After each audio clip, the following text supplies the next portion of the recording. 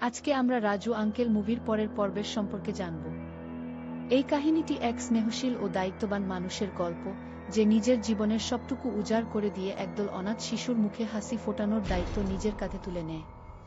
Raju uncle চরিত্রটি হল ত্যাগ এবং নিঃস্বার্থ ভালোবাসার এক অনন্য প্রতীক।